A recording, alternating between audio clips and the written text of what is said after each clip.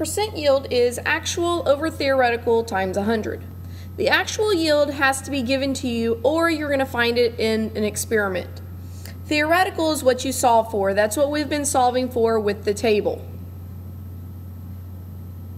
You can have percent yields over 100 or less than 100%.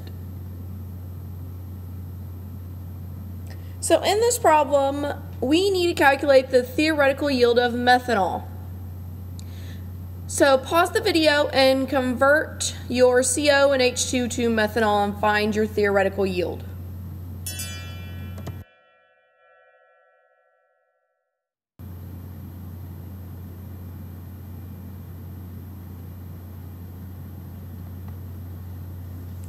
They gave you kilograms, so you had to convert to grams and then to moles of CO.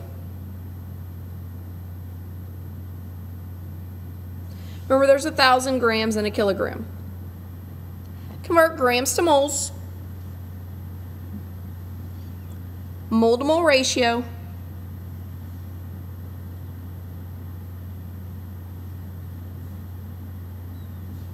And then moles to grams.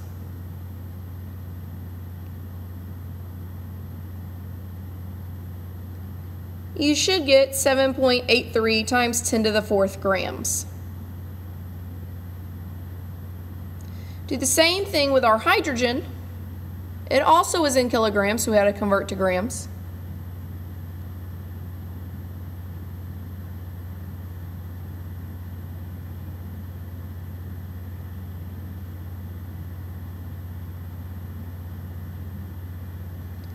Grams to moles.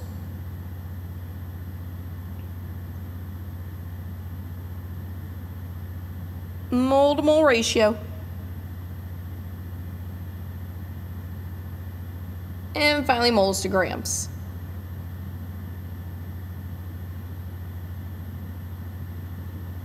And you get 6.88 times 10 to the 4th grams. So theoretically, if I start with 68.5 kilograms of CO and 8.6 kilograms of hydrogen, I can only make 6.88 times 10 to the 4th grams. That's my theoretical yield. It says that I actually produced 3.47 times 10 to the 4th grams of methanol. So that's going to go on top.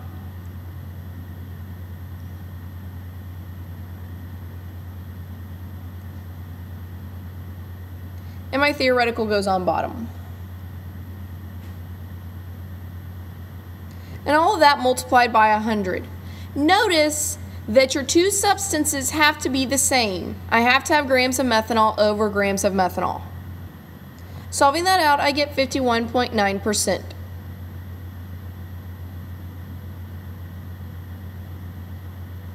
Go ahead and try this one on your own, restarting the video when you have it.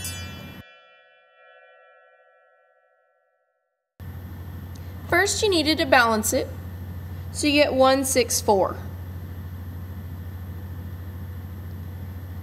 We want to know how many grams of fluorine are needed to produce 120 grams of PF3 with a percent yield of 78.1. So I know my actual was 120 because that's how much I actually want to produce. I don't know how much PF3 I need to theoretically produce then if I have a 78.1% yield.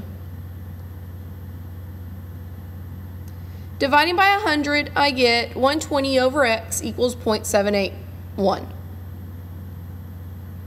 Solving for x, I get that my theoretical of PF3 should be 153.6 grams. I want to know grams of fluorine though. So I need to take this answer and convert it to grams of fluorine.